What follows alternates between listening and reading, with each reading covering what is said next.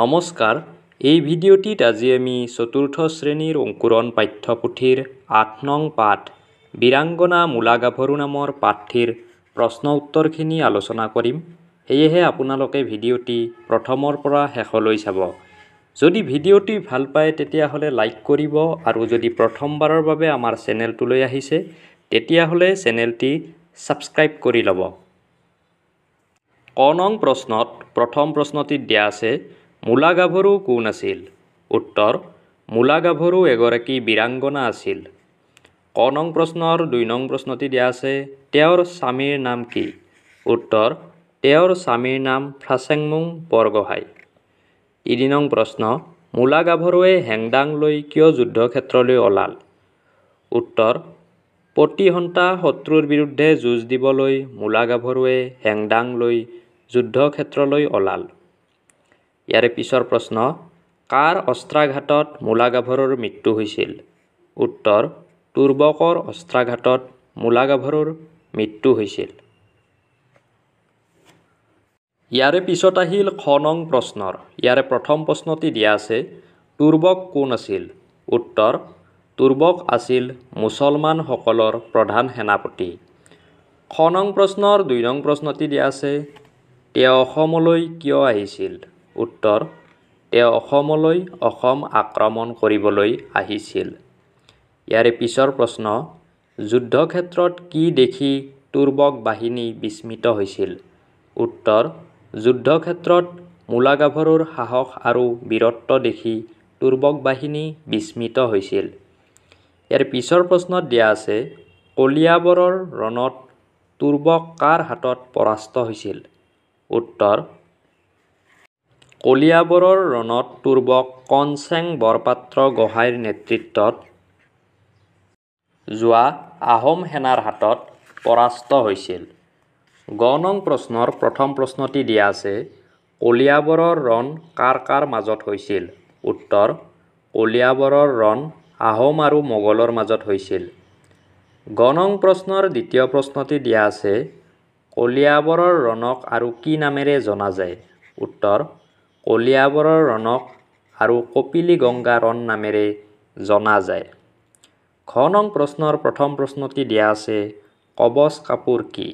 উত্তৰ: ৰাতিটোৰ ভিতৰতে কপা নেওঠি পাজি কাটি সূতা তৈয়াৰ কৰি ৰাতি নোপোৱাতে বৈ কাটি উলিওৱা কাপোৰক কবচ কাপোৰ বোলে।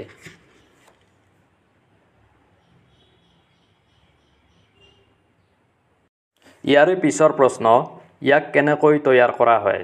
উত্তৰ: কবচ কাপোৰ ৰাতিটোৰ ভিতৰতে কপা নেওঠি পাজি কাটি সূতা তৈয়াৰ কৰি ৰাতি নোপোৱাতে বৈ কাটি তৈয়াৰ কৰা হয়। ইয়াৰে পিছৰ প্ৰশ্ন মূলা গাভৰুৱে তেওঁৰ স্বামীয়ে কি কাৰণে ৰণত মৃত্যুবৰণ কৰা বুলি ভাবিছিল? উত্তৰ: ৰাতিৰ ভিতৰতে মূলা গাভৰুৱে তেওঁৰ স্বামীক যুদ্ধৰ বাবে কবচ কাপোৰ তৈয়াৰ কৰি দিব নোৱাৰাৰ বাবে মৃত্যুবৰণ কৰা বুলি তেওঁ ভাবিছিল।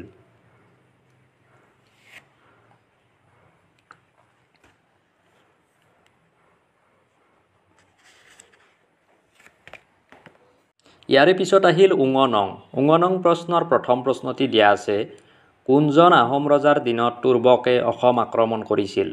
উত্তৰ: আহোম ৰজা স্বৰ্গদেউ চুহুংমুঙৰ দিনত তুৰ্বকে অসম আক্ৰমণ কৰিছিল। দ্বিতীয় প্ৰশ্ন সেইজন স্বৰ্গদেউক আন কি নামেৰে জনা যায়? উত্তৰ: সেইজন স্বৰ্গদেউৰ আন এটা নাম হ'ল স্বৰ্গনাৰায়ণ।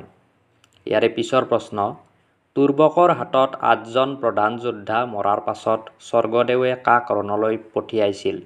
উত্তৰ: তুৰ্বকৰ হাতত ৮জন প্ৰধান যোদ্ধা মৰাৰ পাছত স্বৰ্গদেৱে ফ্ৰাচেংমুং বৰগোহাঁইক ৰণলৈ পঠাইছিল।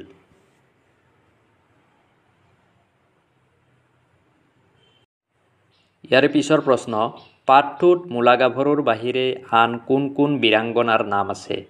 উত্তৰ: পাঠটোত মূলা গাভৰুৰ বাহিৰে আন বীৰাংগনাৰ নামকেইটা হ'ল ঝান্সী ৰাণী লক্ষ্মীবাই, চুলতানা ৰেজিয়া। ইয়াৰে পিছৰ প্ৰশ্ন কোনে কেতিয়া আৰু কিয় কৈছিল কোৱা। এইটো আমি লিখিব লাগিব। মই আৰু পলম কৰিব নোৱাৰোঁ ৰণলৈ সকলো আহিলা পাতি সাজু হৈছে। কবচ কাপোৰ নোহোৱাকৈয়ে মই তোৰ বকক ঘটুৱাব পাৰিম। উত্তৰ: এই কথাষাৰ ফ্ৰাছেংমুং বৰগোহাঁইয়ে পত্নী মূলাগাভৰুক কৈছিল। কবচ কাপোৰ সাজু নোহোৱাৰ কাৰণে যুঁজলৈ যাব নালাগে বুলি কোৱাত স্বামী ফ্ৰাছেংমুং বৰগোহাঁইয়ে পত্নী মূলাগাভৰুক এইদৰে কৈছিল। খ নং প্ৰশ্নটিত দিয়া আছে, ৰাতিটোৰ ভিতৰতে কবচ কাপোৰ বৈ কাটি দিব নোৱাৰাৰ বাবেহে মোৰ বঙহৰ এনে দশা হ'ল।